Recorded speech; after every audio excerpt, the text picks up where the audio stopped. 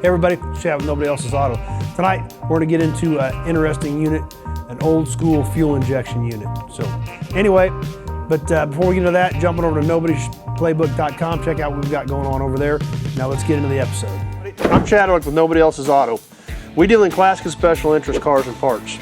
We have over 1,100 classic cars in our salvage yard, and that's what we do and that's what we love.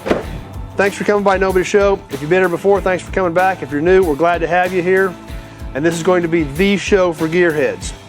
We're going to talk about hot rods, muscle cars, customs, classics, trucks, cab overs. We may even get into some of the newer stuff into the 70s and 80s. We're also going to talk about gas pumps, signs, oil cans, toys, all types of automotive memorabilia. Because here at Nobody's Show, this is your show. We're going to be on Monday, Wednesday, and Friday at 7 o'clock. Don't miss it. Now let's get into tonight's episode. Hey everybody, it's Chad with Nobody Else's Auto. Tonight, we're going to talk about old school fuel injection. I am by no means an expert on these units. I know just enough to be dangerous. This unit we've got sitting here in front of us for a sample is a 1958 Corvette 290 horse 283 solid lifter unit is what this was originally off of. We think about cars today and all the technology we have today and think these cars are nice. They've got power windows and air conditioning and fuel injection and disc brakes, and they drive down the road nice and they're comfortable. All that technology has been around for decades. You hit the button on your radio or hit the button on your steering wheel and your radio goes to a new station, it seeks it. Came out in 1950. You could order a new 1950 Buick with that. It's not new technology. This is old technology that's been refined. In the 50s, you could order a car with a signal-seeking radio, power windows, power seats, power locks, power steering, power brakes, air conditioning, had all that in the 50s. In the late 1950s is when fuel injection came out. However, it was mechanical, not electronic, not like today where we have computers that control it. These units were strictly mechanical. But that made it tricky. You had to have something to keep all that in time. A carburetor was essentially a fuel leak into the engine. You stepped on the gas harder, it opened up the valves bigger, it dumped more fuel into the engine. Fuel injection has to be much more precise. You're literally injecting fuel into that cylinder and it has to be timed exactly right. So there had to be a way to do that. And these units were mechanical because we didn't have the electronics didn't have the capability to do it. These actually were a mechanical unit that ran right here and off of this cable. Now where it ran that cable? Right here you see our distributor hole. This cable actually hooked into the side of the distributor.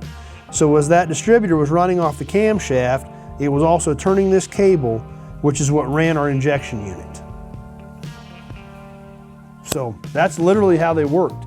It was about as basic as it could get. Like I said, this particular unit here is a 58. It is for sale if somebody's doing a Corvette and needs one. But that's how they worked. They came out in 57. Pontiac and Chevrolet both had fuel injection available in 57. And Chevrolet actually used a unit similar to this up until 1965 on the Corvettes it was available. So they were not the most dependable units out there. In fact, a lot of these units were replaced with carburetors because of the problems that the guys had with these. Because you got to remember, back then, these cars were daily drivers. You had to get in them and drive them to work. You had to drive them to the store. And these units at that time were not that dependable.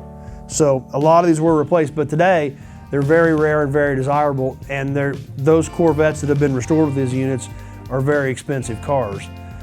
Now, something that did come along shortly after this, believe it or not, and all you think, okay, what are you doing, Don?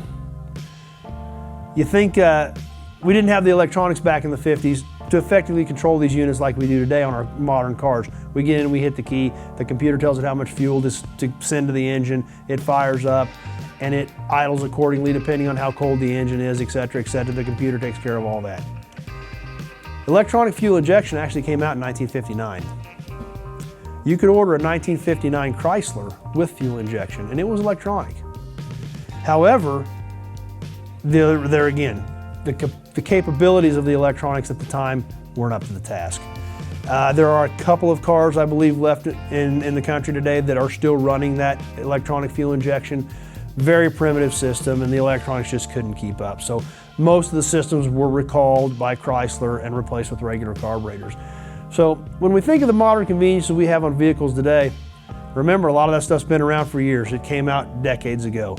It's been refined into what we know today as a modern vehicle that's very easy and convenient and comfortable to drive. But it all came from decades ago. So anyway, just a little tidbit on some history of the options and the accessories that we enjoy today and where they came from. And thanks for watching. Hope you're going to be around next time. One other thing real quick, we did a live last week on these 4 oil cans. We're going to give these away. Find the post where we did this live, like, share, and tag your buddies in it. We're trying to get this page built up. We're asking for your help. We're going to send these 4 oil cans to some lucky collector on May 15th. So anyway, thanks for watching, everybody. See you next time.